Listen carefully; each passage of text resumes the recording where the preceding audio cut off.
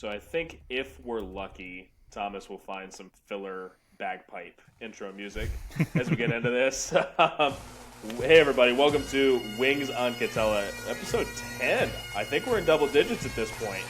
Episode 10. Speaking of Thomas, he is not with us today. We do have the usual cast. Zach Kavanaugh covers the Anaheim Ducks for the Sporting Tribune. Beautiful. I was going to say hockey sticks, but I do realize those are lightsabers. Those are lightsabers. Mm-hmm. Those are lightsabers on your ball cap, Mr. Star Wars man himself. What's that show that everyone loved? You were talking about it. Everyone loved Andor. It. Andor. You loved Andor. You were big on Andor. Dude, it's not just good Star Wars, it's good TV. Like, I'll take your word on it. It's relevant, it's important, and it's magical. People should watch it. Scale of 1 to 10, how big of a Star Wars guy are you? 12. Okay. Jack James covers the Los Angeles Angels for the Sporting Tribune. Jack James, how big of a Star Wars guy are you on a scale of 1 to 10? You know, my friends know not to ask me about any movie or TV show because I've never watched any of them. Regardless of Star Wars, any other I'm just not a TV guy. I watch sports, and then that's about it. I'm pretty boring. Well, good thing for you, Star Wars are called movies. Yeah, that's what I'm saying. Like any show, I said any show or movie. I haven't seen it, no matter what genre it is or what. Man, beautiful. I'm boring. Taylor, how was your trip to Scotland and Ireland? The motherland.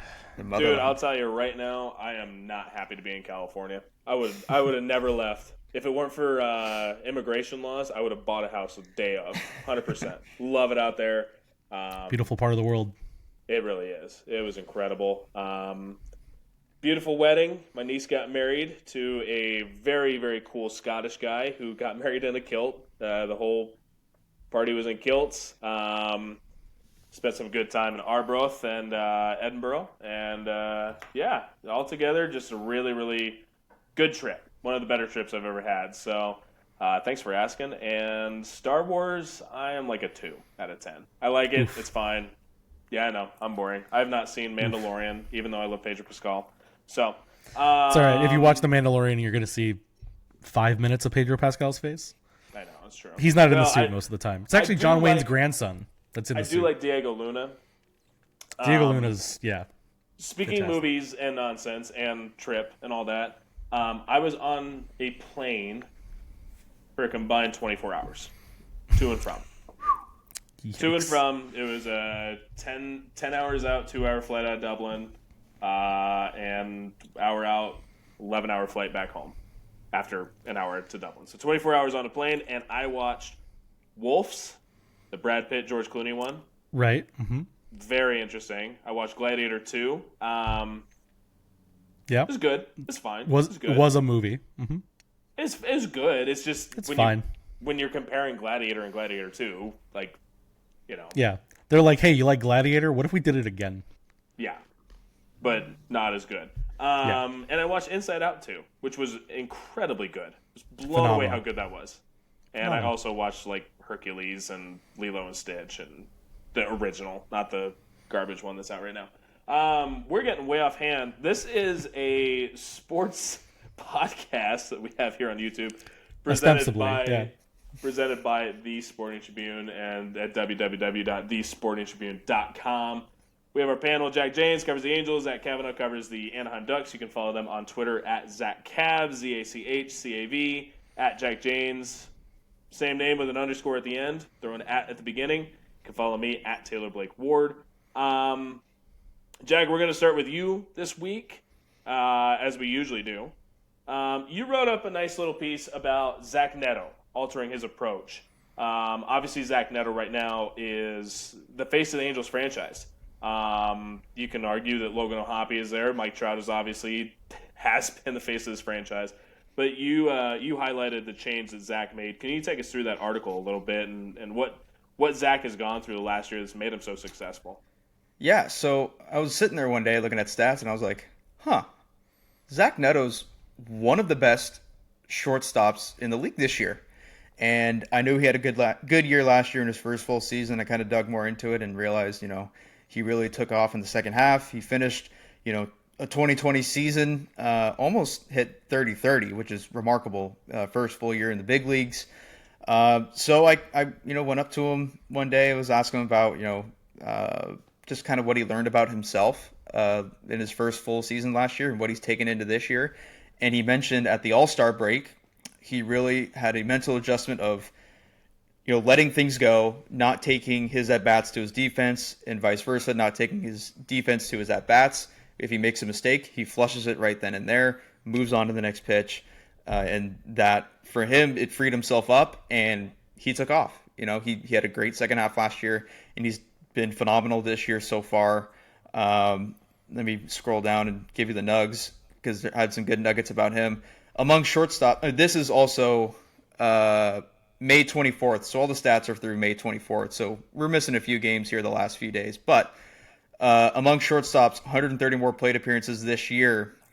Neto ranks second in OPS, second in slugging percentage, and second in weighted runs created plus, tied for third with home runs. If you go back to last year's All-Star break, he's third in weighted runs created plus, third in OPS among qualified shortstops.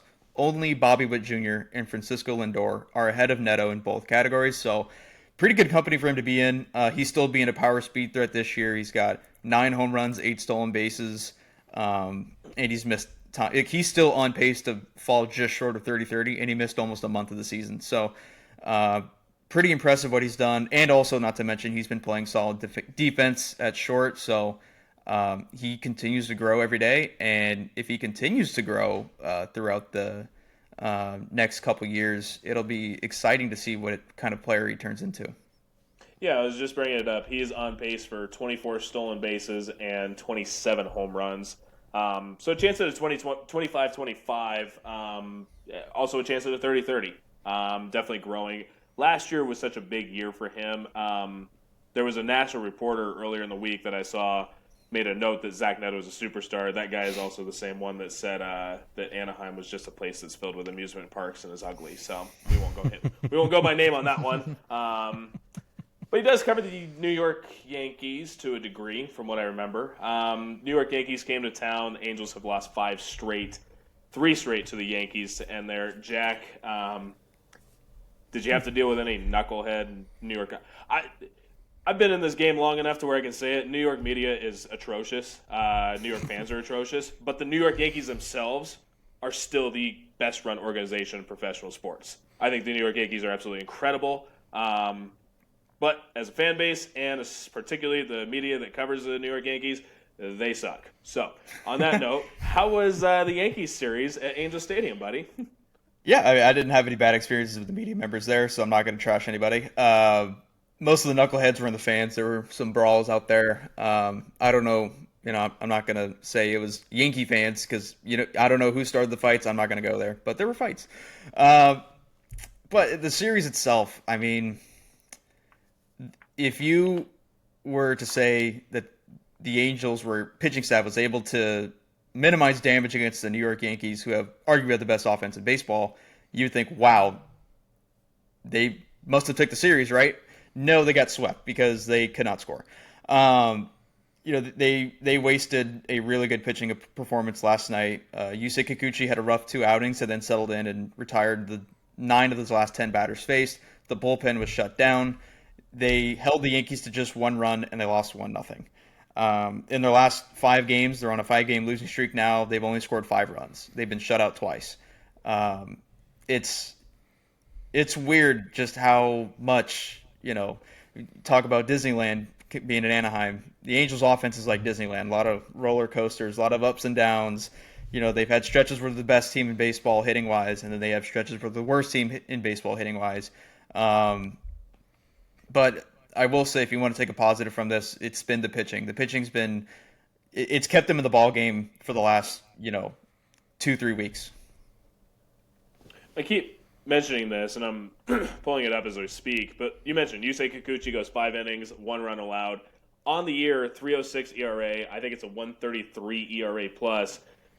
The Angels are – well, they're 5-7 in his games. I thought it was a lot worse. But 1-5 is his pitching record. Definitely not indicative of how good he's been as a pitcher this year. something I was watching last night, because I did get home yesterday from the trip, and I was watching Kikuchi. I'm trying to figure out, and maybe, Jack, you've seen some of this. His delivery looks a little wanky from years prior. Has he mentioned anything about that? I know I'm putting you on the spot, but has he mentioned anything about that? His delivery seems off. So the delivery itself, I haven't really paid attention to, but I did notice his arm angle, his arm slot is lower than it has been in years past. And I actually asked him about that last night, and I think he misinterpreted my question, because when I asked him, hey, the word for word, my question was, your arm slot's lower, or your arm angle is lower this year than has been in years past. Is there any particular reason why that is? And he said, well, I'm not worried about it. So I think he just misinterpreted my question, so I might have to follow back with him on that, because I wasn't trying to paint it as a negative, because guys lower their arm slots and are still good. So it's a huge deal right now too. That's a big topic in baseball right now. Yeah, and I noticed during spring training, Kyle Hendricks' arm angle has dropped every year for the last, I think, 5 years. And I remember asking him about it, just why, and he said, since he doesn't get a lot of velocity, obviously, by lowering his arm angle, he gets more life on his changeup and his sinker. And also, he said it helps with his shoulder soreness. He's less sore when he's from a lower arm angle. So I don't know if that's the case for Yusei Kikuchi. I'd have to ask him about that. But that's what Kyle Hendricks told me back in spring training. And it's such an oddity because, Jack, when you were playing, if you were throwing from a lower slot, it's just because you weren't strong enough to throw from a higher slot, right? No, I mean, I'm not trying to be weird about it, but you're a kid, right, in high school, and that's the thing. It's like you hear your coach, and he's like, keep your damn arm slot, be high, and it's like kids that threw from the side, and I was one of them, just weren't strong enough to maintain 100 pitches at a 3/4 high, low, wherever it is, right? So the fact that these major leaguers, and I saw something, I can't remember if it was Eno Aris, someone had the article out though, and it was about how it's preventative of injuries too. Because it used to be an injury thing, but it's like injuries are less because pitchers are throwing at a lower slot. They're also creating more action, particularly, it's a big sweeper thing, right? The sweeper took over, now this year it's the arm slot stuff. I don't know. Just curious on your thoughts about that. Zach, did you play baseball? I know I've asked you this before. I played until I had to repeat machine pitch, so then I quit. Okay, that's fine. Nope, that's fine. Jack, I know you played at a higher level than I did, so that's why I'm asking you about this too. Is it unique to you? Because for me, it's like, you're not supposed to do that. Yeah, when I was in college, there's the guys that got turned into submarine guys or threw from lower arm slots. They were the guys that were throwing low 80s, high 70s, who didn't have overpowering stuff, that just really had to finesse their way through the lineup. And your point about Eno Saris writing about lower arm angles, preventative injuries, I met him in spring training when the Angels played the Rangers. Yeah, Rangers. And we were talking about that, and he said, when guys' arms start to bug them, they start lowering their arm slot because it hurts less and it's less stress in their arm. So, also, Yusei Kikuchi stat right here: lowest ERAs of pitchers with 5 losses or more. Paul Skeens 2.15, 5 losses. Logan Webb 2.82, 5 losses. Yusei Kikuchi 3.06, 5 losses. And Kikuchi is the only one on the list without multiple wins. He's 1-4. Logan Webb's 5-5. Paul Skeens 4-5. Those are some pretty good pitchers. That Paul Skeens kid, he's okay. He's okay. So I've heard. Yeah, but you did hear he's getting traded too. So yeah, lovely. Don't get me started on that. Lovely stuff there. Speculation on trades. Speaking of Zach Kavanaugh, I'm gonna come to you on some stuff. Sure. Last podcast, I just listened to it earlier today, and you guys were talking about quite a few things. One thing you didn't mention in particular, deep cut, is trade candidates when it comes to Anaheim Ducks this summer. I've got a list of names here, and I think today is the big one. There's a lot of news, and I'm trying to figure out if this is legitimate or not, so bear with me. But this comes from, I had it not that long ago, and I can't remember. This is JT Gambatisi, and I don't know JT, so this is something. Zach, you might know JT or JP Gambatisi. You might know JP a little better. I don't know. I looked into, because we talked about this before we did the podcast, and I looked into it a little bit. And he's not the one reporting this. It's kind of bouncing off of two other people who have reported down the road, because he's a Philly writer. They were looking at like options for Philly, but the rumor does come from Minnesota people and. Mostly a couple guys from the Daily Faceoff who are more national. And we're talking about Marco Rossi. Yes. Yeah, go ahead. You can outline Rossi if you want. I'm sorry. Yeah, I just want to make sure that we were getting into something that is a proper media affiliate, because that is a big thing. Is you want something that's real news. So Marco Rossi, obviously a very talented 23-year-old forward. Winger for the Minnesota Wild, is apparently on the trade block, and he's been rumored for quite a while on this. He's looking for a 7x7 deal, which obviously the Anaheim Ducks could extend that financially. But Marco Rossi, the rumor right now is that the Minnesota Wild are looking for a high-end prospect that looks like it's talking about when it comes to the Flyers, Tyson Forster, or a late first-round pick. Now, immediately off the top of my mind, Anaheim Ducks pick at 10 this year. That's a mid-first round pick or an early first-round pick. They also have a guy named Olen Zellweger, who's pretty good on the trade block prospect. If you were targeting Marco Rossi, Zach or Jag, I'm going to start with Zach because we haven't heard from him today. But if it was a guy like Marco Rossi, do you think Olen Zellweger and a pick, or are you thinking a pick? What are you thinking? And do you think Marco Rossi fits this style that the Anaheim Ducks are moving towards? So, no, I think it's an interesting thing to look at right now, especially for Anaheim, because here's the issue. He's a 23-year-old that is a restricted free agent with no arbitration rights. So the Wild are the ones that hold all the cards here, really. He can hold out and he can do whatever he wants, but he can't do anything unless Minnesota, gives him the option to go somewhere. Meanwhile, the Ducks have their own 22-year-old center who is also struggling with where he's been in the lineup. But I think that the thing that makes it difficult to project with things like Rossi or even McTavish, who I'm alluding to, is the introduction of Joel Quenneville. McTavish wasn't being used properly by Greg Cronin, and that we all knew that, and he knew that.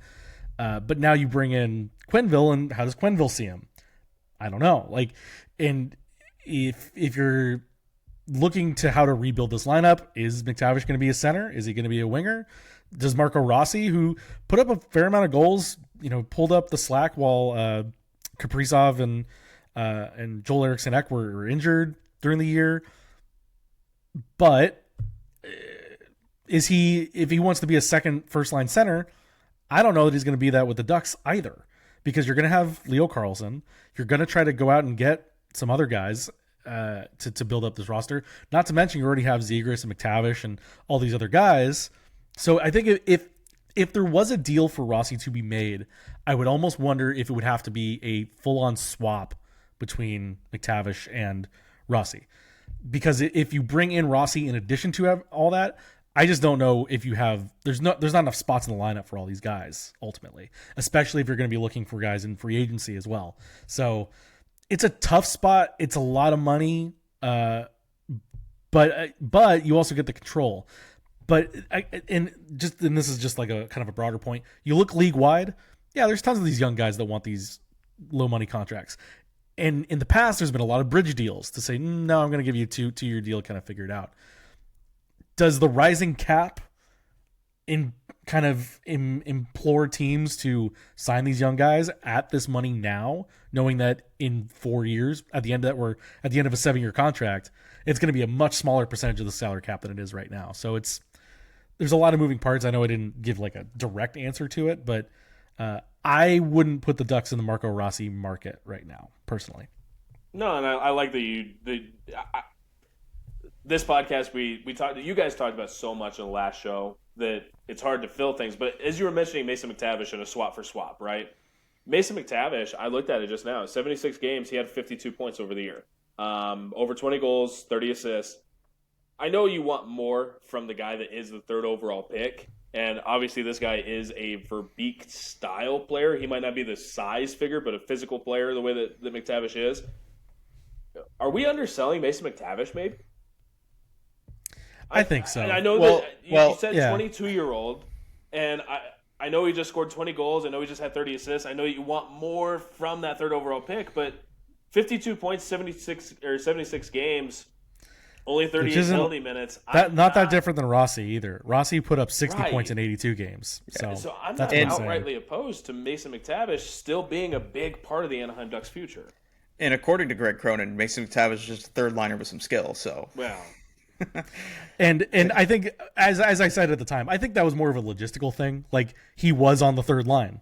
I think that's what he meant, but it certainly did not come across like that, and the fan base ran with it. And I think Mason, while he wouldn't admit it, definitely used it as some motivation, because it just so happened that in the 2 weeks after that, he scored a goal in like 7 consecutive games. So, you know, you made a big note about it too over the year. You had a great article on it. We'll try and push and plug that piece when we can down below. Jack, there was another name that I mentioned. I didn't tell Zach about this, but I did mention it to you. Vladimir Teresenko is a big popular name this trade block wise. This is Zach. There's a reason I didn't tell you about it. I saw that little side mark. Jack, just Vladimir. I'm thinking about it. Vladimir Teresenko. I can't imagine his price, trade-wise, would be that monumental, but this is something I talked to Zach about. Internally, you have candidates that are going to fill some production that you didn't have last year. What do you think Vladimir Teresenko's production would be like, Jack, when it comes to this Anaheim roster? Yeah, I don't know if the Ducks should be looking after Vladimir Teresenko. Obviously, if you whiff on all your free agent targets and you kind of get desperate, but you can go to him. But at the same time, like you said, you don't know what you're going to get with Quenneville. You don't know how different they're going to play. I felt that the roster that they had this year should have been better than what they did this year. And I think having Quenneville can change that. He's 33 now, right? Yes, 33. He'll be 34 in December. He only put up 33 points in 80 games last year with Detroit. I don't see him really fitting. I mean, he can be a bottom 6 guy, but that's going to be quite the price tag for a bottom 6 guy. So I don't know.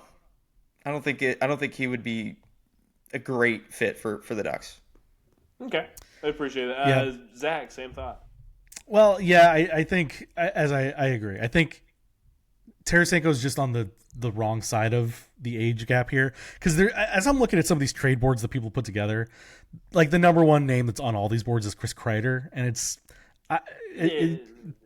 wasn't going to mention him. Yeah, there's another one that pops up that is only interesting because of the international play that we've seen this year, and that's Mika Zibanejad, because he has been playing with Leo Carlsson at I think he played on Carlson's line at Four Nations, and he certainly played with him at the World Championships this last month. And they had some form of chemistry, and so that makes me think, oh, that'd be an interesting idea to throw around. But I think the other thing that's going to make it interesting as to what the Ducks pursue in a trade market or even in free agency is what they do with Isaac Lundestrom, who played with Sweden in the World Championships, played fine, but he's a guy that's also an RFA, hasn't really blossomed into what they want. I feel like he's performing his role adequately well, but could be more. And that's a kind of that defensive shutdown center that they kind of lack at this point, because Carlson's just not good enough on faceoffs yet, and he's still growing into his body. And McTavish could be, but also not really, because that's not his style. And of course, Zegras is not going to be your defensive shutdown center, and neither is Ryan Strome, for as much as we love the guy. So I think that's an interesting spot to look. As I'm looking at some of these names too, one that kind of pops up that is again of the younger variety, restricted free agent, JJ Peterka in Buffalo. See, now Jack and I talked about that right before you jumped on. Buffalo general manager adamant that they're not going to move him. Sure. Unless you give him the right package. What would that cost? I think it has to be one of the young defensemen, certainly. But if you're looking for somebody that's more valuable, is that Mintyukov instead of Zellweger? I don't know if the Ducks want to part with Mintyukov either. So maybe there's just no deal to be made. And we'll get to it when we talk about draft stuff too. But some of this stuff is, the Ducks are too loaded with this young talent, and there's so many different directions for them to go that I think at some point, whether it's this year or next year, when they're trying to make those leaps forward, there is going to be somebody that's moved that we don't expect and is going to hurt some of the fan base a little bit, because as much as everyone gets attached to these young kids, as much as they show so much promise, there's not enough room for all of them, and they're valuable assets to acquire people that may be better than them. Like, we talked about this when we talked about free agency. For as good as the Ducks roster is right now, nobody on this team is going to become Mitch Marner, for example.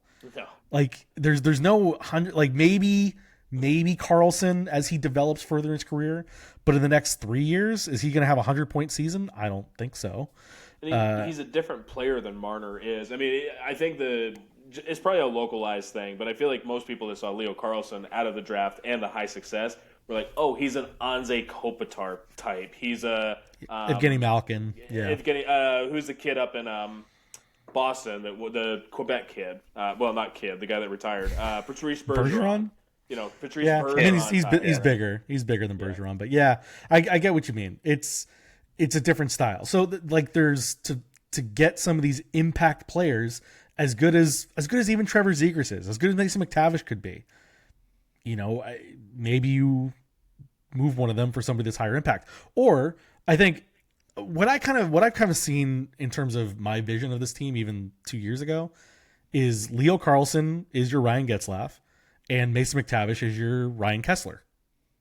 Like, I think that's kind of what I see in terms of like building down the middle. And so is Zegras expendable? Maybe. He's been in enough trade rumors, but I also think he does stuff that there's some guys on this team just can't do in terms of being a dynamic. Rest of the league can't do it. Right. And so he's a guy that I'm so interested to see how Quenneville will use him. And so to go back to an earlier point, I don't know how active the Ducks will actually be in the trade market, because I do wonder if they want to see what Quenneville can do with Zegras, can do with McTavish. And then maybe you figure out halfway through the year, okay, this isn't working for what we want. Maybe we need something else. And then by deadline time, you're still looking forward to the future and trying to build upon what you've established with whatever Quenneville's able to do in the first half of the year. Jack, I think I've cut you off. Similar thoughts? Yeah, I was just saying, like, back to what I said, like, I thought this past year's roster should have been better than what they were. And I wonder how much Joe Quenneville's going to change that, for better or for worse. We don't know. Or if they stay the same. That's why I don't think they're going to be super aggressive in the trade market, and more so they're going to be aggressive in the free agent market, because those are kind of more surefire, not really surefire, but you kind of know more what you're going to get as opposed to what you don't know you're going to give up. Yeah, and you don't have to give anything up for free agency other than cap space, which the Ducks have in spades. Yeah, like, and cap's going to continue to go up. Right. I think if there are going to be any trades made, I think you could see one of the not extra, but the surplus defensemen are available. I think Verbeek would be dumb not to at least be open to hearing what people have to say about Zellweger or even Mintyukov, for as much as they value him, but because you still have Luneau and even Solberg down in the ranks to come up, and then for as much of the talk has been around him for a decade now, John Gibson, because clearly Lucas Dostal has become the number one goaltender. He in all the injuries that Gibson has taken on, Dostal took on the reins and did them admirably. I mean, in that early stretch when he was out with the appendectomy, he was the best goaltender in the league for like a month and a half. So could you trade Gibson for a bottom six impact forward that could fill in Lundstrom's spot, that could be a bit more punchy than Ryan Strome is, and then you go get a veteran to back him up and just sort of ride with that. I think those are really the only trade options, is maybe one of the surplus defensemen and then Gibson, because I just don't think they want to detract from the core that they have quite yet, because they're not. It's not like the example I always use is when the Kings traded for Jack Johnson, or traded Jack Johnson for Jeff Carter, I should say, because that was at the time. It's like, oh, he's one of our core guys, but they were like, well, we're one spot away from being able to do this thing. The Ducks aren't there yet. The Ducks need to get to that first step. As we said when we were talking about just signing guys for free agency, you got to get to step one. Don't worry about building your cup contender right this second. You got to get to the playoffs. And I think they truly just need to see what this team is capable of when it's pumping on all cylinders. Because Greg Cronin did not let the horses get out and run too much, if at all. So I think it's kind of a wait and see game on the trade market. Now, you mentioned a few things, and Zach, you have this really good tendency of jumping my schedule, which is why I should have sent you a little bit deeper of a schedule mentally. It's all right. But you mentioned I talk too much. Go ahead and cut me off. No, it's fine. you mentioned bottom six forwards, veteran bottom six forwards, and something I noticed, and you guys might be able to get this in, but based on what I just pulled up just now, the Ducks finished dead last in faceoff percentage in hockey last year, and it was not like a close dead last. It was very much they were the worst faceoff team in hockey. It was a problem all season long, and they talked about it all season long. Yeah. Jack, I mentioned a name to you before we got on today, but I have three names, and you guys mentioned Matt Duchene in the last podcast. I think Matt Duchene is a high impact veteran. I know the age is there, I know the money's there, and everything when it comes to free agency, but I think he's still an impactful forward. But taking Matt Duchene out of this, I'm looking at two names, and one of them I don't know if he would move. I saw his name in trade nonsense, all these things. Ryan O'Reilly is one of them. If Nashville wants to get younger in the middle of whatever they're doing right now, I don't know. I have no idea if Ryan O'Reilly is a legitimate option. But a guy that I did see is Eric Holla. Now, I know that Eric Holla is not this big, sexy name, but he does the dirty work, and he's really good in the face-off dot. Those are two guys that I would probably focus in on at the back end of my roster construction with Eric. I know that you could probably get something similar in free agency, but Eric Holla is a guy that I think just does what this roster needs as a fourth-line guy, third-line guy. I don't know if you guys have any different opinion on it. Yeah, no, I agree, but I also think because he's well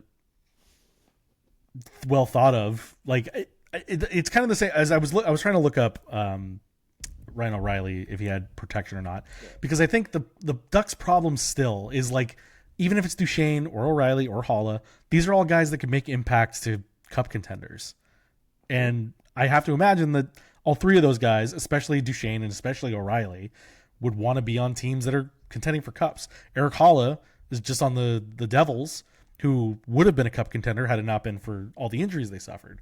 So I just, as much as there's all the talk of, oh, the Ducks are on the rise, they're an attractive destination, there's still not a place for those type of guys, unless, because I've even heard people try to talk about John Tavares as an option for Anaheim, and it's like, he's a guy that still wants to win, and unless it's like his last go around to go win a cup, you know, as he sees, like, oh, I'm going to build this team up to a contender, and in my fourth year, we're going to go for it.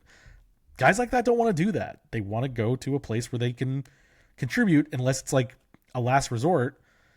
But otherwise, I think those guys are looking for more competitive spots than Anaheim is right now. One of my favorite guys in the entire league is Nick Dowd. I know that the box score is never going to have his name in it, but I love Nick Dowd. And I think of a guy like that is Washington is they're in a weird spot. Apparently, according to season ticket holders, it is Ovechkin's last year next year. If that's the case. Yeah. But I don't think, I mean, Alex Ovechkin is, we've preached the Alex Ovechkin stuff on this podcast so many times. He's incredible. But realistically, he is the second line left wing for them. He was on the first line. Okay. But I'm saying, you know, how much longer is he a first-line left wing for a Stanley Cup contending team? Hopefully forever, you're talking about forever, but you're talking about Ovechkin. yes. Yeah. I mean, look, anybody in Anaheim knows the Teemu Selanne story, and Teemu and Ovechkin have a lot in common in that, as much as your speed can go, as much as your physicality might tail off, those hands never leave. And all you have to do is, especially in Ovechkin's case, park yourself in a spot and be open, and somebody will find you and you'll put in a couple pucks. So I think I went off topic, but what I was saying is you need these value players that fit your playing style. And that's why I key in. I mentioned Nick Dunn in particular because I'm such a big fan, but at the same time, Eric Holla is a guy that I look at this Ducks roster. They need, it doesn't have to be Eric Holla, but they need a guy like Eric Holla on this roster. I know that we're going to focus on Marner, we're going to focus on Ellers, Besser, well, that's why Sam Bennett. To cut you off a little bit, that's why I think I've kind of gotten convinced into this more over the last week. I would love the Ducks to be in the Mikael Granlund market, because I think he's the type of center that they don't have that would be extremely useful to them. Now, maybe he got the taste of success by being in Dallas as opposed to San Jose, but I think he's a guy that's well worth the Ducks' time to invest in, if they can find a way in there. I think they had a guy that was like this, but they need an upgrade. I think of Sam Carrick. What he did the dirty work, but you need an upgrade from Sam Carrick. As much as I like Sam Carrick, you need an upgrade. If you're going to be legitimate about moving forward to pursue a championship, and again, the Stanley Cup is the hardest championship to win in sports. But if you're pursuing that, you need Sam Carrick and an A+ above him too. That's why I'm talking about Isaac Lundestrom. Maybe his time's up with the Ducks, because he's good. He's fine. He's just not. You need Isaac Lundestrom plus. You need something above him to perform the role that he's trying to perform.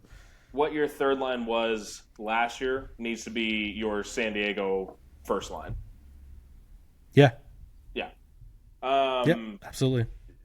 Before we move off into other territory, any thoughts more between you guys? Jack, I know we've had you quiet for a little bit here, but any thoughts on, Ducks trade possibilities?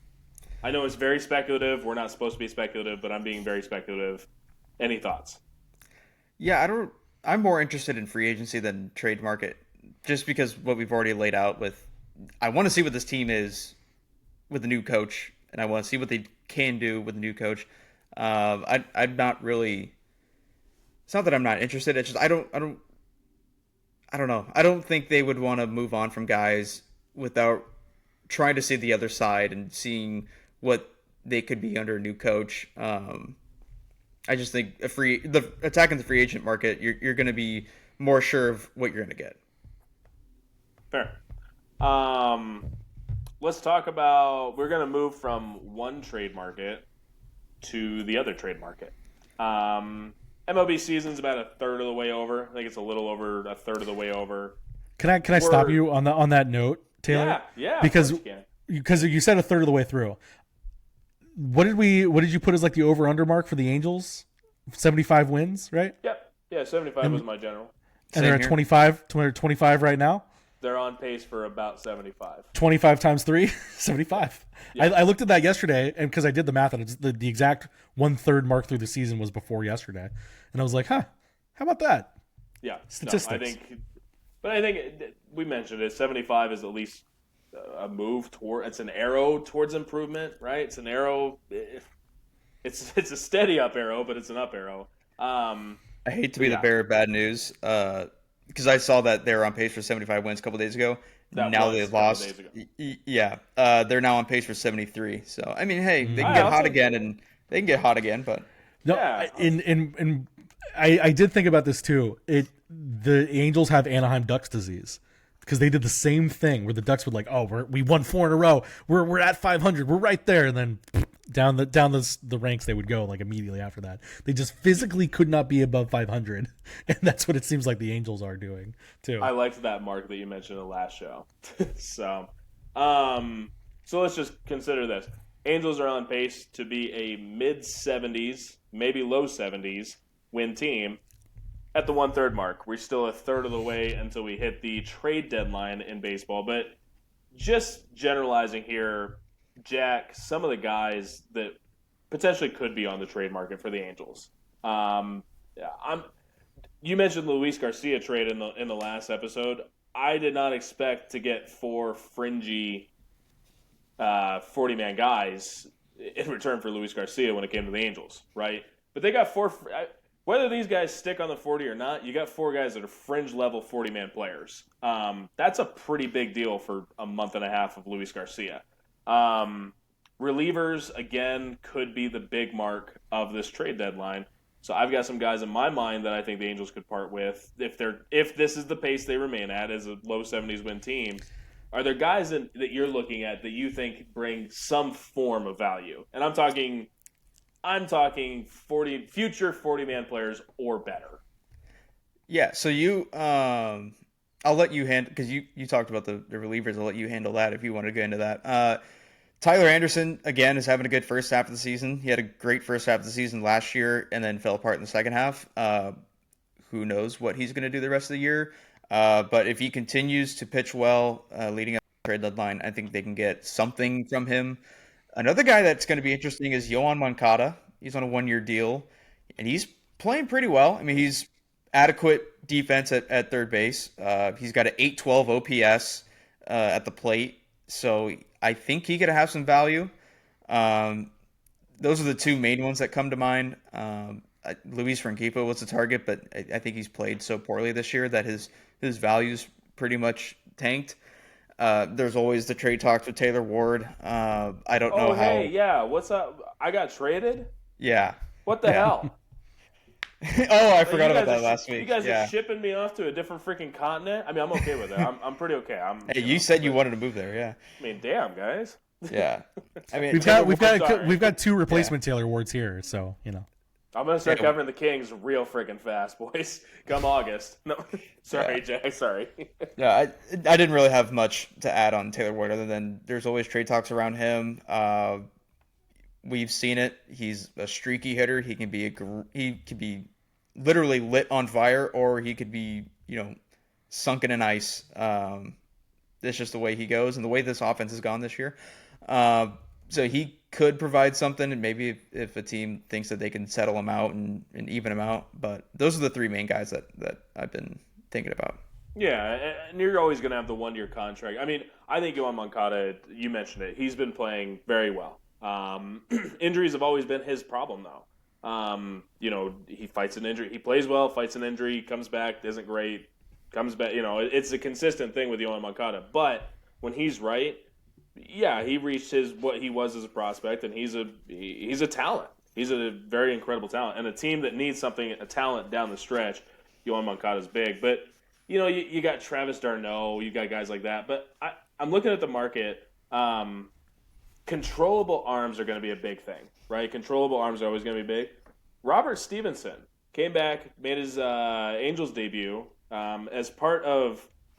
I said it was the halfway point of his 3-year contract, but he does have that extra year on top of it with the $33 million. But I think Robert Stevenson, if he remains healthy, that's going to bring a return, especially as a controllable arm. You're going to drain the back end of your bullpen, but I don't see why Kenley Jansen wouldn't be someone that teams would really key in on. And I think back to last year, Carlos Estevez brought back Samuel Aldegari, George Clausen. George Clausen looks like when he had the concussion, he got hit in the head. But as a pitching prospect himself, he looks legitimate. He looks very much like a top 100 prospect. I'm not going to say he is or isn't, but he has the look of it. If you get a guy, I mean, I know Kenley Jansen's a little older than Carlos Estevez, but if he's doing what he's doing all the way through the season, and you mentioned in the last show, his numbers are off the charts, but Kenley Jansen is a guy that I think isn't going to bring back like multiple fringy 40-man roster prospects. I think he could bring back legitimate prospects if the relief market looks at all like it did last year. I don't know what you think. Yeah, obviously he's a veteran closer, been there, done that. Obviously he had that 6-run blow-up inning. You take that out, he's done pretty well this year. So it'll be interesting to see where the Angels are at, or not just where the Angels are, where the market's at, and where contenders are at with their bullpen situation. I could see him, like you said, bringing back someone, an impact prospect. Yeah. I think today's shows, we went a lot longer than I thought we would with today's show already, but I think we're short sampling a lot of things. So I think between what you wrote about Zach Neto, Angels are just streaky, right? Right now, they go win 8 games, they lose 5. They're going to play Cleveland and Boston on this road trip here coming up. They come home for a while. Yeah, it's Seattle and Oakland, I think believe. So. I'm double checking that, but I know, or not Oakland. You know what I meant. Yeah, I know the A's are the second series. Yeah, North Bay, Sacramento. Yeah, Seattle. It's 2 series. Seattle, A's. I almost said Oakland again, and then they go back on the road. What do you think of Sutter Health Park, by the way? I know you didn't go up there, but what do you think of the Sacramento ballpark? It's a minor league park. I mean, I love it. I love the park for the frickin' River Cats, man. Love it. Yeah, it's the same thing as Tampa down in the Yankees thing. That's worse to me, but I will say I like Sutter more. Yeah, I will say when they play at Sutter, it is fun watching balls just fly out of the yard. I mean, Hobby hit it's a 470. bandbox. Yeah. It's not fun watching that at George Steinbrenner Field, though. No. Yeah. Did you read Sam Blum's piece for The Athletic? Not yet. I just saw it. He had the same idea that it's a great park, not for Major League Baseball. It's a travesty. And the fact is, like, I mean, what the hell happens if Nevada never actually approves that money and they get stuck? Like, because that's a very possible option right now. Yeah, I respect, because I know that we cover, Sporting Tribune does cover Las Vegas, and they would be part of our coverage plans in the future if they do end up in Las Vegas. But I'm actually a menace to society. God, I hope that falls through.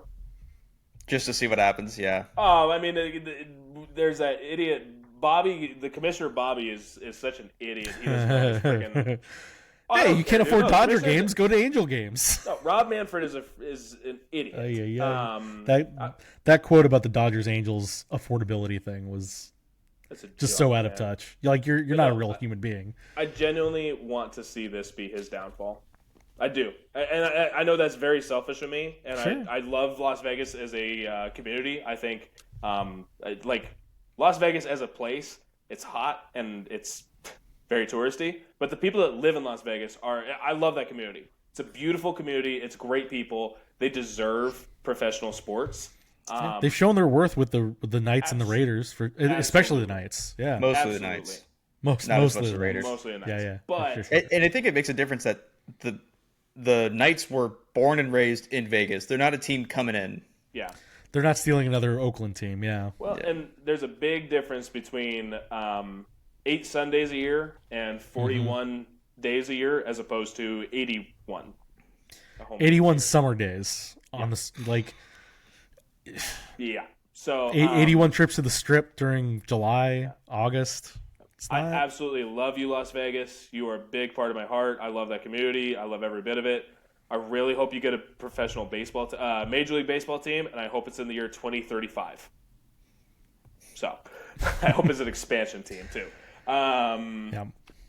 Zach, just some few things here that we're going to run through. NHL playoffs are wrapping up here. We already have one team in the Stanley Cup. I picked them to repeat. I want to at least make a note of that because I also picked the Colorado Avalanche to make it, and they didn't do all that great. So I look smart on. I meant to go recheck our predictions because I know that I was way wrong, and I think all of us. I thought all of us picked the Avalanche to win. I had them in the final. I could be wrong. I think I had everything right except Colorado and Tampa Bay. That's not bad. I had Colorado, Tampa Bay. Wait. So, like, hold on. So, I had Colorado, Tampa Bay meeting up in the finals. But every other series went according to my predictions. So, basically, I just swap out Edmonton. Or, no. Swap out Dallas instead of. Colorado, yeah. Yeah, Dallas instead of Colorado and Tampa Bay instead of Florida. Everything else, I think. I'd have to double check, but I think I did that right. It's not bad. I think I had the East deadlock. I think I had the East well. I did not do well in the West. I know that because I had the Minnesota Wild. I had Winnipeg. I think I had the Kings over it. I think I went dead wrong. And I had Colorado in the Stanley Cup. So go Panthers on my end. Also, like I said, that's the fun part. I know I'm getting a little crazy on this episode. I'm pretty tired. It's only 8:00 my time, even though, yeah. Big fan of a particular Canadian team that is not the Edmonton Oilers. I know the Edmonton Oilers have a opportunity to make the Stanley Cup for a second year in a row. Your guys' thoughts on what's going on in the West? And I know the Florida Panthers have sealed it. What are your guys' thoughts on the playoffs and Western Conference Finals and potential Stanley Cup repeat from last year? I'm not a big fan of repeats, and I don't think anybody across the board, like not just us, would have picked these teams would repeat, especially just with how flawed the Oilers have been at times this year. And how flawed they were to start the playoffs, even. So Florida, I was surprised by how much of a machine Florida turned back into. Like immediately, Matthew Tkachuk was an impact in that Tampa Bay series, and they've been rolling. And as I think a few people have said elsewhere, and I noted this, I think it was 2 games ago, when there is blood in the water, they are relentless. It is impressive just how much when they cut you once, they will just cut back again and again and again, just bowl you over. And I mean, I have to peg them as sort of a favorite over whoever wins in the West because of just how deadly they are. Like I think I forget what series it was, but Paul Maurice was asked on the bench during one of those TV interviews of, does this team have killer instinct? How did, where does that come from? And he said, I don't believe in killer instinct. I think we just play hard. And it's like, okay. But if there's a team that has killer instinct, it's that team. Like they just know how to just jump on your throat and stomp and stomp and stomp and stomp. So they're incredible. On the Western side, aside from that third period implosion, the Dallas Stars have been the better team in what would that be? 11 of the 12 periods they've played.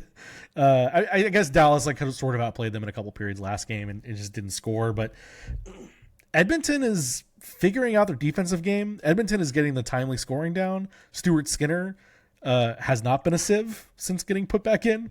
But it also feels like so much that is just hanging on by a thread. I liked the way Dallas was playing. I thought maybe they'd put up a bigger fight. Maybe they can still pull off a comeback. I still doubt it, just 'cause now they seem sort of broken. But I think it as much as I would want to see Corey Perry get a Stanley Cup again and right off in the sunset, or as I tweeted yesterday, do a retirement tour with the Anaheim Ducks.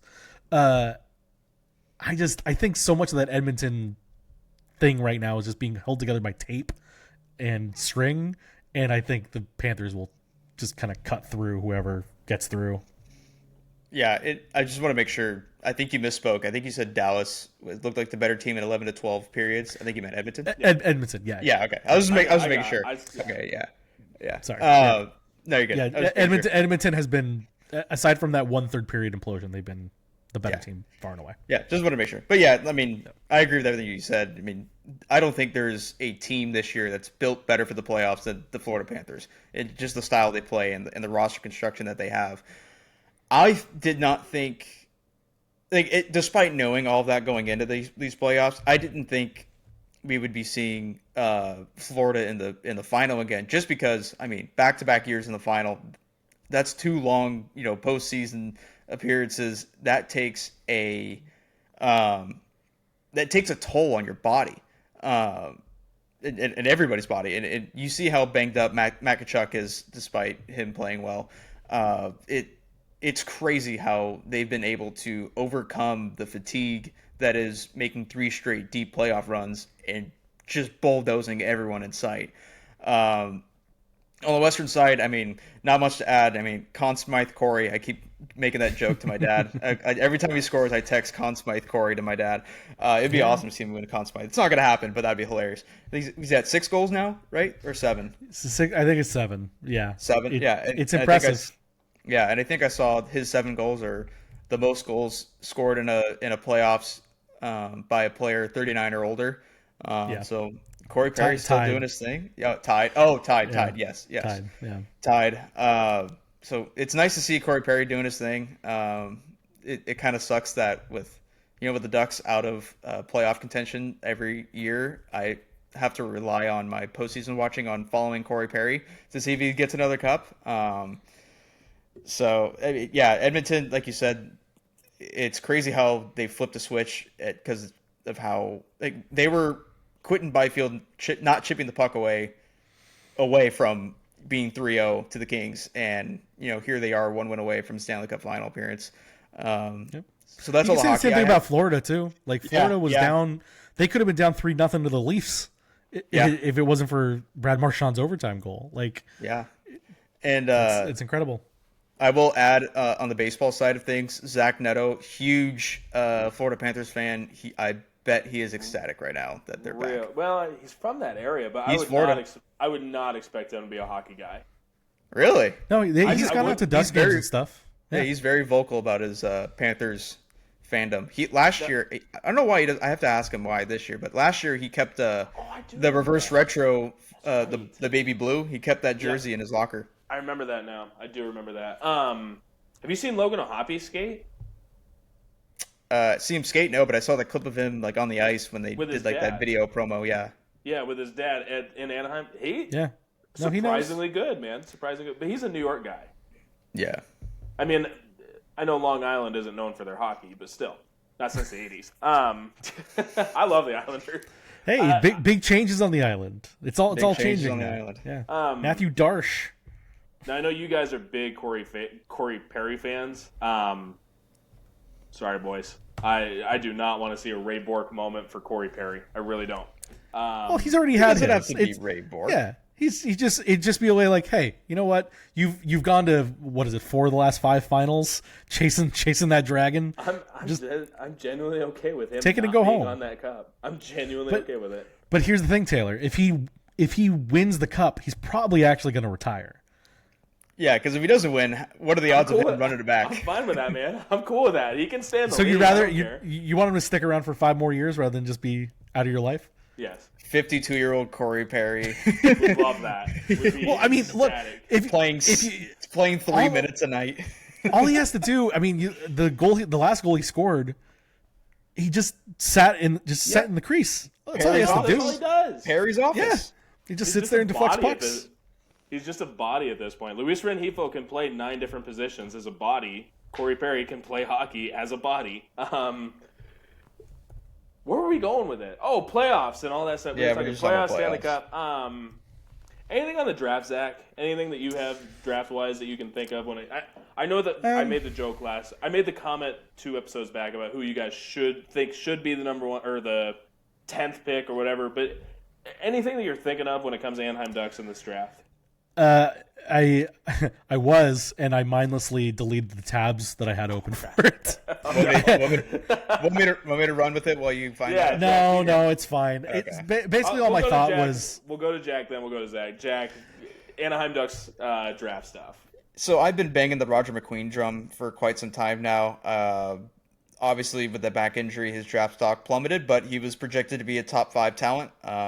The talent's surefire. It's just the injuries that have held him back. And also, like I said, I can't remember if it was last pod or 2 pods ago, Roger McQueen in a Cars Land on Disney Day for the Ducks. Come on, that's too perfect.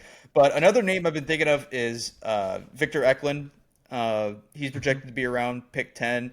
I remember his brother, is it William Eklund? Yeah, William Eklund. He was kind of in talks with where the Ducks would pick him third instead of McTavish back in 2021. So now we get the other Eklund, who's kind of also being around that range. Right shot winger. The Ducks don't have a ton of those in their system. They obviously just drafted Beckett Seneca, but I think he's a name to keep an eye on. So, Zach, if you have any others. Yeah, if my thing will just go quick enough. Oh no, it moved from where it was. Anyway, and so yeah.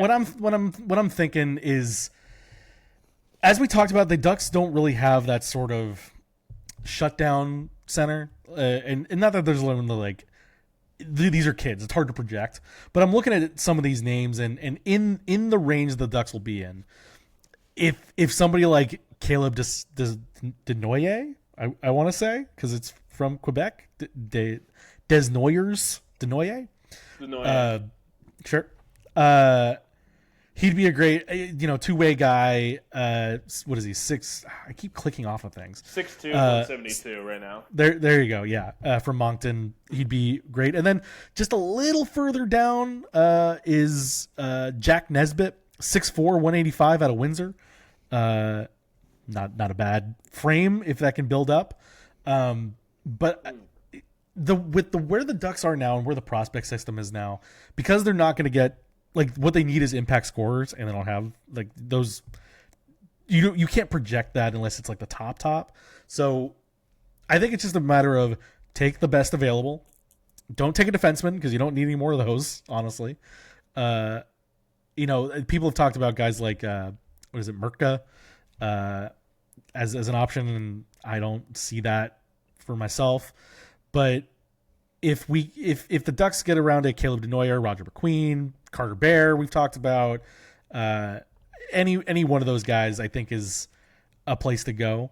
But I also don't put it, Pat Verbeek has gone sort of off script before, so I don't think that these, prospect rankings, mock drafts, I don't know how much weight they're actually going to hold when we get to pick 10, because as we've said before, once you get past the first 5 picks, you could really just pick anywhere between 5 and 30 on your, draft rankings and probably be an option at this point. But I think they just need more guys to fill out the forward ranks, and I would look for some size rather than the speed.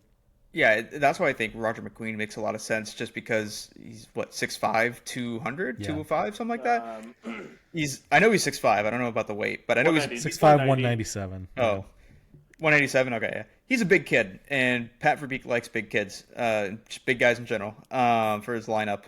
And with where the Ducks are at right now with their young core, other than Beckett Seneca, the forward core is all at the NHL level already. So it's already not established in a sense of like they've established who they are, but like the core itself is established of this is what the future is going to be. So I think with a guy whose draft stock took a hit because of injury, but still has high talent, I think the Ducks can afford to make that risk at pick 10 on a guy like McQueen, just because you already know what your future is going to be moving forward. This is just another piece that you can add in, and if he hits, perfect. Just another guy that you can add into the lineup, another high-end talent. And if he doesn't hit to expectations, you took a swing and you still have a good young core to build around. I think it's interesting because the thing people keep saying about Roger McQueen is like, wow, his draft stock took a hit, but he's really good. And so I wonder if it's one of those, like, if you keep calling, if everybody says that this is the most underrated player in the league, is he underrated anymore? That's sort of what I'm starting to feel with Roger McQueen, where it's like, oh, he's going to drop and some team's going to get lucky. But what if somebody's like, well, he's good and I'm going to pick him at 5? I've noticed too, because I've been just keeping tabs on different mock drafts and stuff like that. And a few weeks ago, they're having him at like 10 to 12 range, and now I'm seeing more 10 to 8 range, 10 to 6 range. So exactly. I think that's what you're saying. Like, teams are more willing to make the risk now. Now, this kind of, I'm going to go opposite of what you said, Jack. With where the Ducks are, would taking the Anaheim, the LA Angels approach. Oh God. No. I'm not talking about I'm not talking about putting a guy in tomorrow, but maybe a lower ceiling, right? A high floor, low ceiling player that you can put in mid-season and fill that roster spot that you need. Because I was mentioning this with Zach earlier. Is you mentioned Matt Duchene production-wise between Beckett Seneca, because you're going to fill spots internally next year. You're going to have Beckett Seneca on your NHL roster, most likely. Is most likely, right? He's either there or junior, and so that's the tough decision. He can't go to the A. So but could you I would take like to a see him guy, on the NHL roster, but yeah. Yeah, well, could you take a guy 10th overall and fill him into your roster as that necessary third line guy that you need? And I know maybe he doesn't right project now to be a top 3 guy, but a top 6 guy. I would be surprised if who they picked this year is on the roster come September. I think, as Jack said, like the forward core that's here, the forward prospect core is the one that's in Anaheim. And if they're going to do anything, they're going to fill out through free agency, maybe a trade like we've discussed. I just don't. Anybody right now is sort of cavalry. They're in the wings. They got to develop. It's anybody at this point forward is a long-term project. The core of the team is the core of the team, and unless they were lucky enough to win the lottery, which they were not, then anybody here is just sort of, go pick who you think is the best available, and see what happens. See what they turn into. Yeah, in terms of like the bottom 3 and picking someone for a low ceiling, high floor just to fill in. I feel like with the 10th overall pick, especially in a sport like hockey where it's a little bit more immediate than in baseball, you can find that level of production that a rookie's going to give you on the free agent market for cheap, and it'll be a short-term piece, whereas the guy you're drafting like at 10th overall should be here for quite some time unless he's going to be traded somewhere else. And on a less serious note, I am not sure if you would want to be following any advice on how to draft and develop players from the Angels standards. Just throwing that out there. Why? Did something happen? We're going to come back to that one. How much time you got? No. I think maybe I mentioned it to you, maybe I didn't. I think the scouting department for the Angels has done they've done their job. As a scouting department, you're assessing talent to bring talent into your organization. They've done that. No doubt. If you ever talk to a pro scout in baseball that sees a kid that just came from the draft, 9 times out of 10, doesn't matter what the kid does, he's going to say, that kid sucks. It's an attitude thing between pro scouts and amateur scouts, right? You'd be surprised how many draft picks the Angels have made that not internal pro scouts, other pro scouts from other teams are like, that kid's really good. That's a high-end talent kid. Development is definitely a problem. It's the development is the issue. So I just want to address that up front. I think I've told people about that. Angels scouting is not the problem. Development is. So on that note, give me Jake O'Brien. Give me Jake O'Brien. I'm all for it. Give me the upside there. Right out of Brantford. I right like out that of Brantford, too. Baby. I was gonna suggest him, but every time I look at any mock draft, he's getting picked higher and higher. I know. So yeah. So I was gonna stick there on that one. No, it's not a bad one. Anything else, hockey guys? Anything else? Cutter Gauthier and Jackson Lacombe won the World Championships for Team USA. They did. First World Championship gold since 1933. I was gonna say I saw that. I was gonna say 1955, 1933. 1933, 92 years. Gosh, how did Scotland do? Don't think they qualified. No. They won. Leo Carlson and Isaac Lundstrom win bronze with Sweden. Stian Solberg in Norway, they stayed up. They didn't get relegated, which is always fun. And I believe the other international news is that Russia officially not going to the Olympics again for hockey for obvious reasons. And so they will be replaced at the Olympics by France, who I'm sure will do great. Yeah. Who was there was a fourth line banger guy that was from France. Played for the Phillies. Bald. Man, darker tone yeah, kid. yeah. He was good. He was a good lockdown defender. I mean, he was a defensive LePerrier? No. Ian LePerrier?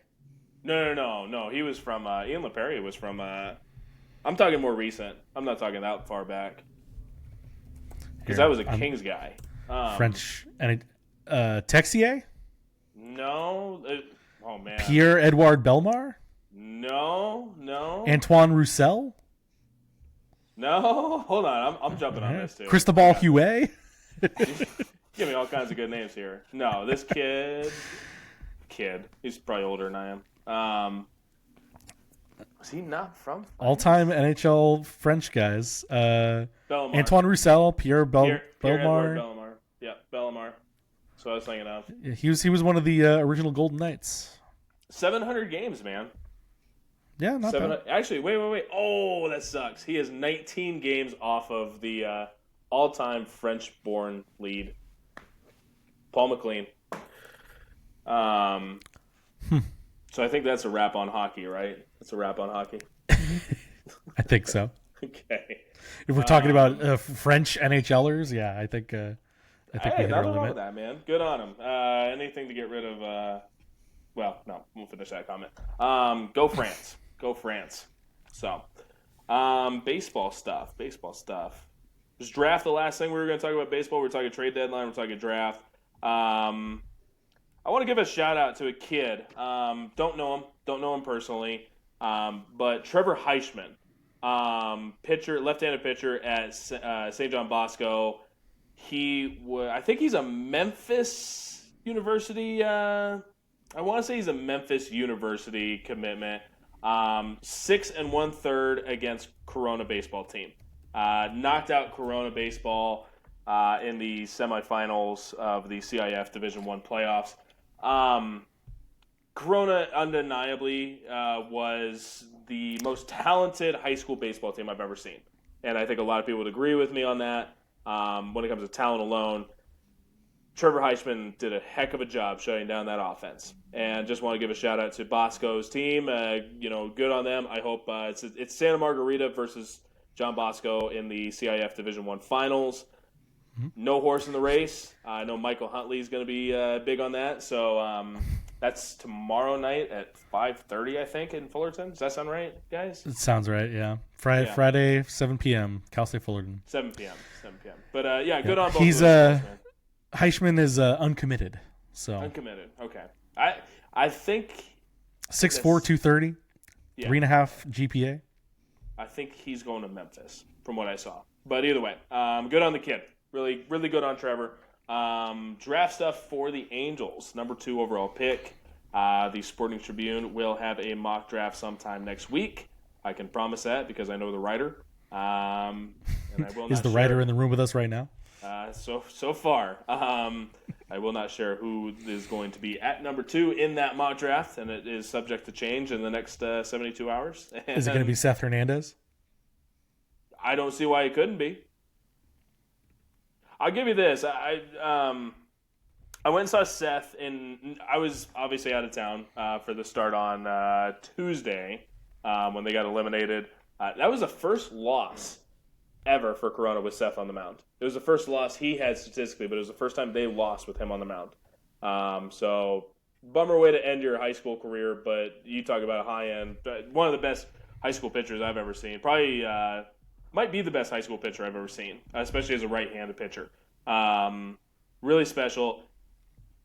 At his second to last start, there was decision makers from teams 1 through 4. And some of the teams sent some very high-end decision makers to go see him. That includes 1 and 4 in particular. Yes, sorry. I had to figure out who was picking 3. I was like, I lost him in my mind. But yeah. Yeah, 1 and 4 were in very deep. But no, they had some people, Angels had some people there. Won't mention who, won't mention how deep they ran. But the Seth Hernandez is definitely on the Angels' radar. Between you and me and whoever listens, he will not be in the mock draft at number 2. We'll just go with that. Unless something changes, subject to change in the next 72 hours. Interesting. So, But yeah, I have access to the website. I could always change that. Yeah, right. Yeah. I'm gonna check that edited bar real heavy. Yeah. Seth Hernandez picks 1 through 37. Everyone's taking Seth Hernandez. No, I mean, I think I've said it. This is the best high school pitcher I've probably ever seen. Able to execute, locate, throw 4 very good pitches. Fastball in the mid-90s, holds it. He hit 98 on his 80-something pitch when I saw him. He's done it before. This is a special arm. And no markers that would indicate that he's going to be injured down the road, other than that he is a pitcher, and pitchers get hurt. But great kid, too. Makeup, execution, all the tools.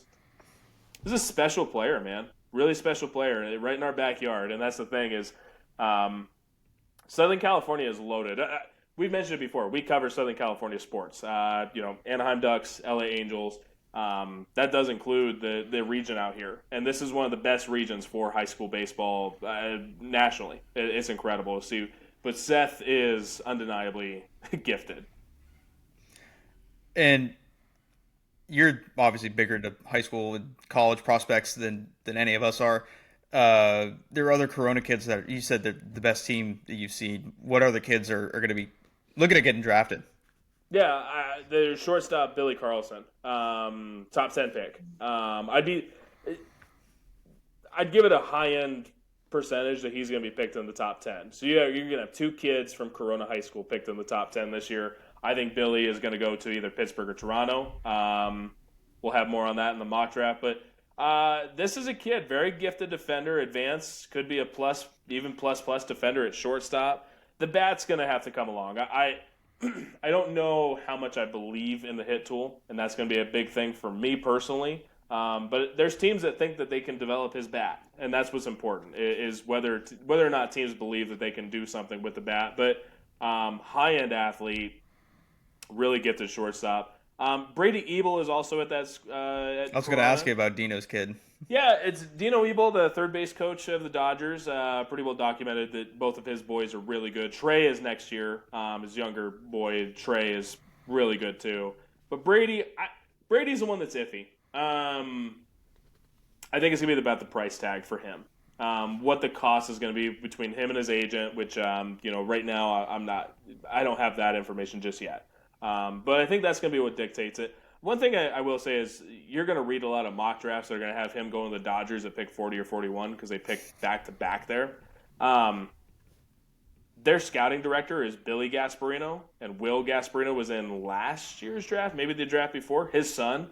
And he was very open about how he did not go see his son.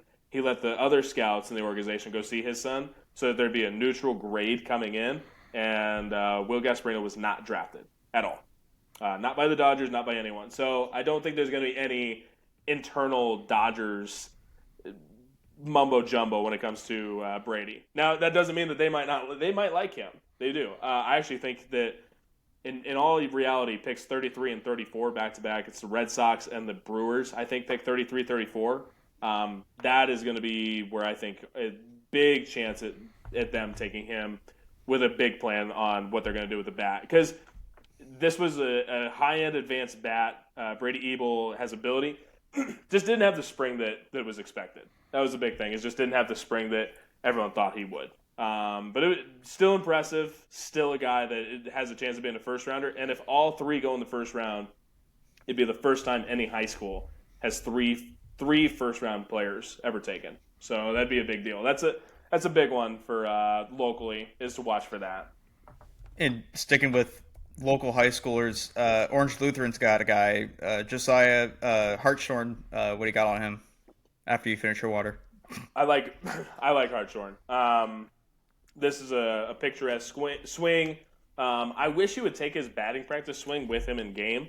He gets a little uphill in games, but when he's on playing, this kid hits the ball as hard as anyone in high school across the nation. It's a question of whether or not you believe he's going to be able to play the outfield. He can run pretty well for his size.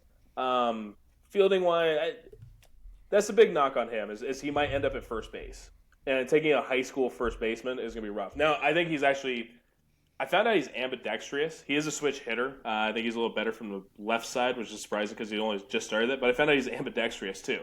But this is a very good baseball player, and that's the thing that I think that if a team believes he's going to be an outfielder, I think you buy that bat in the second round with ease and have confidence in it.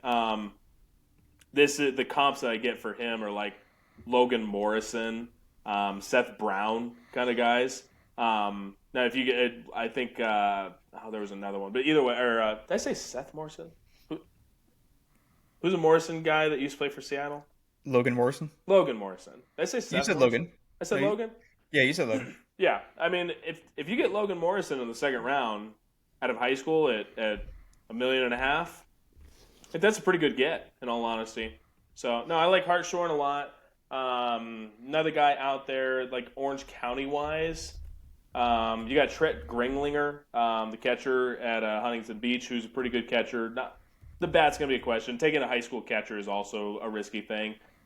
Cooper Fleming is out at Laguna Niguel, right? Laguna Niguel. I want to say Aliso Niguel. Laguna Beach High School.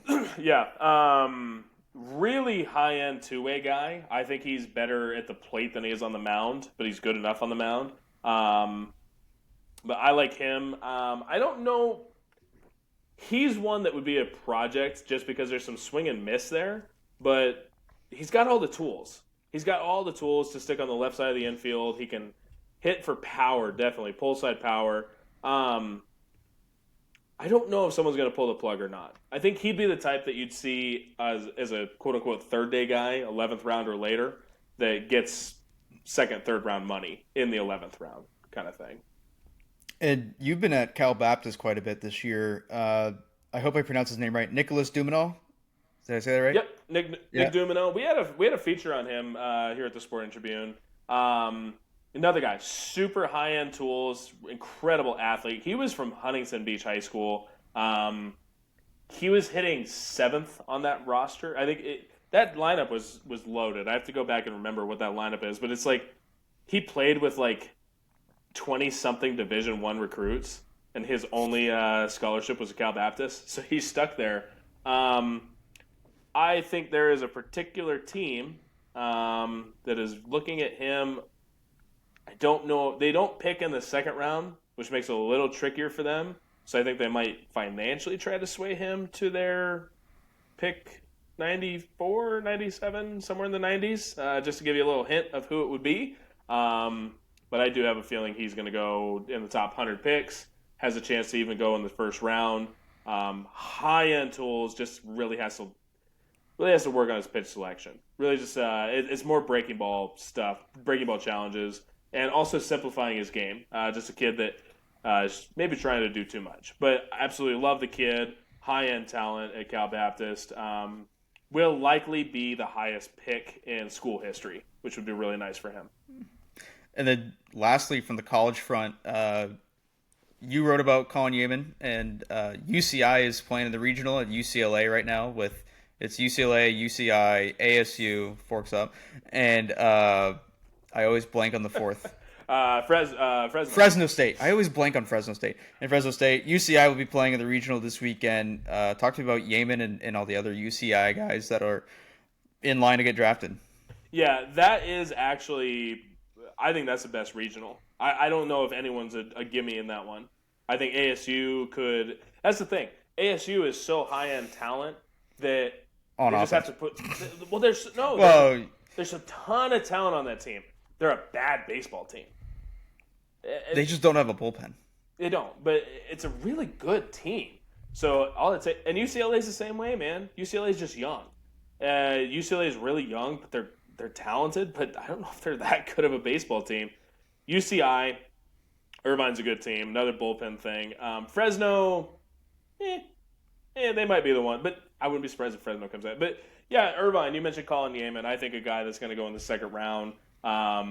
Similar to Nick Dumenal, except for his shortstop. Might have to move off his shortstop, but he's a guy that we wrote about too. You mentioned it. Guy that had multiple shoulder injuries, and he was driving from Santa Clarita to Irvine every day for rehab. And you can imagine that's 2.5 hours every day. If you're unfamiliar with where Santa Clarita is, that's like Six Flags area, up near Six Flags. And Irvine is obviously, if you're watching this, you know Orange County, so you know where Irvine is. But a 2.5 hour drive, or 5 hours worth of driving every day. Very committed. Ben Orloff is a coach there, and Ben was another pro infielder. So a lot of work that they did between each other that I think Colin's really good. He's got the right bat speed. He's got a lot of fun tools to play with. I think he's going to go in the second round. Tony Martinez, their first baseman, I think the only knock there is it's a first baseman that hasn't shown over the fence power. But when you go watch him play, he hits the ball as hard as anyone. He's like Luis Arias of college. He's incredible to watch, except for he just drills the ball. I watched him hit like a 380-foot single one day. That was a joke, is we watched Tony Martinez score from first one time, and I was like, okay, well, that's the first time he's ever done that, because he's a first baseman. He's slow, but really big fan of Tony Martinez.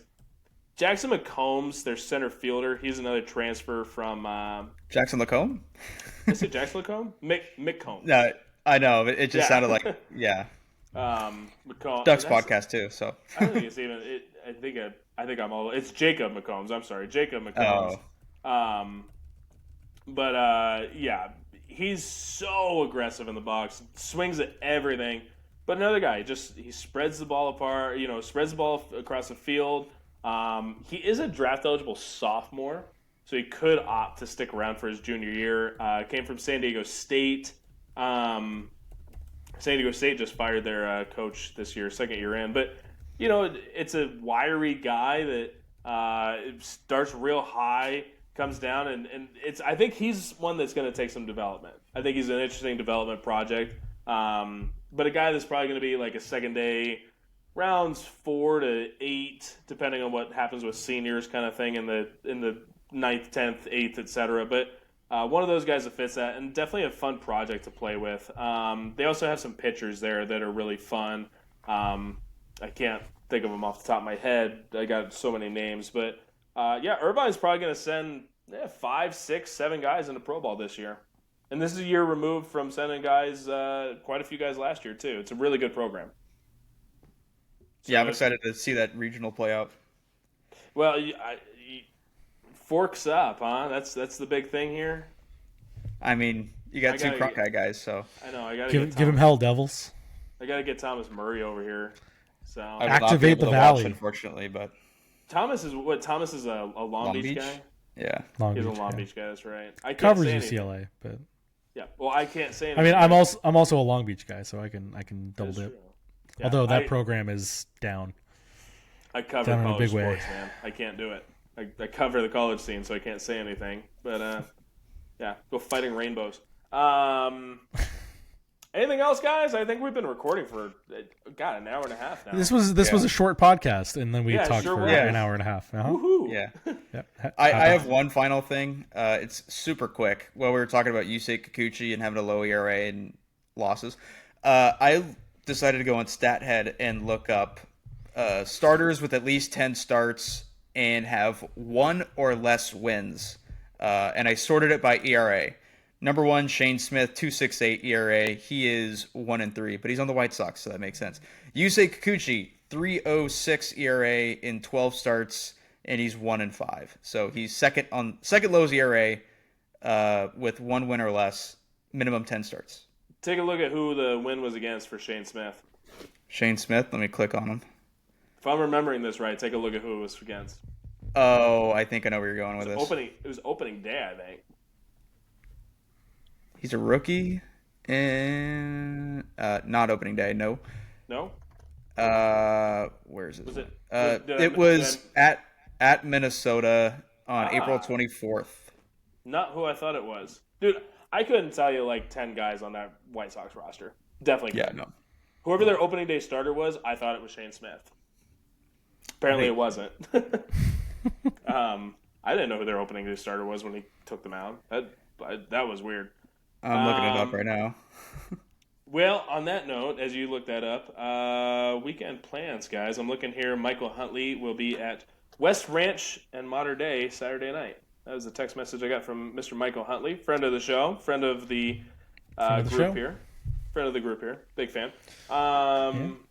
Zach Kavanaugh, what do you got going on this weekend, man? Nothing. Nothing? Like for once, nothing. Nothing really. No movies? No, I don't think anything's coming out this weekend that I was like dying to see. Like I saw Mission Impossible last Thursday. Maybe the worst movie in the franchise. Okay. Is it boring. It's the last one, right? It's the last one for now. Yeah. Oh, yeah. Well, yeah. But it's like the climactic stunt with the planes that you've seen in the trailers and all that. It's incredible. There's a submarine sequence in the middle that's pretty thrilling, if a little slow. The rest of the movie is just boring. Like in the first 75 minutes of the movie, there is one fist fight. And it's like, that's not Mission Impossible to me. But you know, Zach Kavanaugh, very violent gentleman. like there's a whole bloody scene with a knife that happens off screen, and then Tom Cruise just comes back with a bloody shirt, and they're like, "Wow, that was crazy." And it's like, why didn't you show me the fight? why did you imply that he fought someone? Quick question: did you see Wolves? I didn't. I wanted to, and then it got sent. It was going to be in theaters, and then it got sent to streaming only on Apple. Yeah. And then I didn't hear good reviews from it, so it just sort of got lost into the ether. Like I wanted to, and then I just didn't. You've seen the memes, right? No. Okay, just look up the memes. That's all you need. Yeah. It's okay. It's fine. Yeah, the Karate Kid sequel came out this weekend. So if you're into Jackie Chan and Ralph Macchio teaching a young boy to karate. Yikes. Jack James, your research notes, and who was the opening day start for Chicago? Sean Burke. Sean Burke, Shane Smith, same guy. Yeah. Yeah. Jack James, plans for the weekend, buddy? I am going to Las Vegas this weekend. That's why we had to record today. I thought you were going to Arizona. No, I went to Arizona last week. I'm going to Vegas this weekend. So my mom's side of the family, we have a little tradition where when you turn 21, the whole family takes a trip to Vegas. Well, my cousin who's 26 and me who's 24 turned 21 during COVID, so we never went. So we were like, well, 5 years later, but might as well go now. So we're doing like a joint like birthday. It's not really a birthday party, but just family trip to Vegas. Turn your phone off. Actually, no. Oh man, we went to a bar out there. Something donkey. Something. It was a hidden speakeasy. I'll send you the notes on it. It was pretty cool. I'll check out how the stadium plans are coming along for the Oakland, Sacramento, Las Vegas A's. Did they tore down the Tropicana already, right? They tore it down, yeah. Yeah. Okay. Yeah. So there's just a patch of dirt there waiting for money. I'll check it out. Yeah, I'll report back next pod. Ghost Donkey. Hidden speakeasy. Ghost Donkey. I'll send you the link. On that note, speaking about bars, we have to make a note. David J., friend of the podcast, who is a part of the Mad Friars crew. They cover the Padres system. I've known them for a really long time. David J. started up a really cool project called Hop Run Tours. Perfect for anyone that's like a minor league fan of minor league baseball. Also, if you like beer, I am officially like a Scotch guy, but I did have some good beers out there. He sits this. Curating a multi-day tour with the best minor league stadiums and craft beer across the nation. First trip is going to happen. Well, no, first trip just wrapped up. There are still trips to New England, the Great Lakes, New York, New Jersey, Pennsylvania. That's going to be later this summer. Tour includes at least one tasting at a high-end 80-grade brewery each day, and then some minor league games after. And it's all-inclusive at hotels, transportation, the works. Special behind-the-scenes stuff on both the baseball and brewery side. So really excited to have David J. helping us out with that, and we're going to help David. I think I'm going to jump on one of these tours with David as well. So check it out at www.hopruntours.com. That is hopruntours.com. You can also find them on Twitter at hopruntours or DMJAY. That's DMJ. And let them know you're a listener. You'll get some special swag on your trip. Weekend plans, guys. I'm going to go to that regional that we were talking about. And then Sunday, going to have family barbecue. So, that'll be fun. Anything else, boys? Anything else? Conn Smythe Corey. Without any assumption whatsoever, who will be the Angels' number 2 overall pick? Do I want to jump off the... I don't know. Liam Doyle's picking up a lot of traction, but I do love Jamie Arnold, so it's tough. You sticking with it? I think I'm going to stick with it. I mean, the guy throws left-handed from like behind his head. How do you hit that? Zach Kavanaugh, who you got, buddy? Jace Laviolette? No, I'm gonna back off that one. Whoa! Yeah. I'm gonna jump on the Seth Hernandez train. All right, I'm gonna go wild with it. Just too smart to get the kid from your backyard that throws fireballs. Love it. I'm gonna go wild with it. Gonna go with JoJo Parker. On that note, for the SportingTribune.com and for Wings on Katella, I am Taylor Blake Ward. You can follow these lovely boys on Twitter at Zach Cav, ZACHCAV, at Jack Janes. That's Jack Janes with an underscore at the end. And again, you can follow me at Taylor Blake Ward. For Wings on Katella, and for you guys, just for last show because we missed it, you guys have an awesome, awesome weekend. Play the frickin' chords. Give me some Homeland love, Thomas Murray, when you edit this. All right, guys. See ya.